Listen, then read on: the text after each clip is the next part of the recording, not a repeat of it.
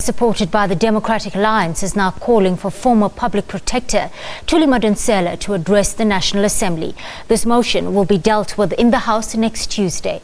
Also on that agenda is a statement on South Africa's withdrawal from the Rome Statute, presented by the Justice and Correctional Services Minister. The EFF are also calling for a list of all apartheid legislation which it wants repealed. This as the Parliament's Programming Committee discussed the fourth term agenda. The EFF says it's shocked to discover apartheid legislation still in existence.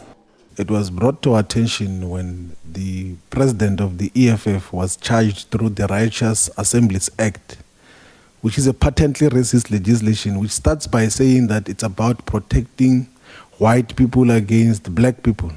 It clearly says it's protecting Europeans against non-Europeans, and a purely racist legislation which has been utilized now by the NPA to charge a member of parliament.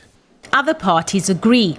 We need to decide concretely how we're going to deal with it in terms of all that legislation, and possibly the Parliament Legal Office. We've got a legal research team in Parliament, and they must be the ones that must be directed from this committee here to identify all those pieces of legislation and bring it to us here. The ANC also on the same page, but with a reminder.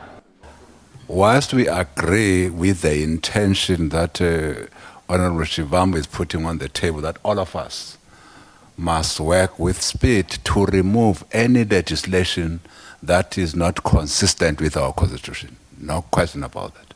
We must work with the executive and everybody else. But the reality, though, is that whatever legislation that is still in your arsenal, that legislation is legislation in South Africa until you repeal it. It's unclear when this process will start. Robust exchanges are expected in the National Assembly next week. South Africa's withdrawal from the ICC, as well as a possible farewell speech from Thuli Mandonsela, will be debated. Abra Barbia, SABC News, Parliament.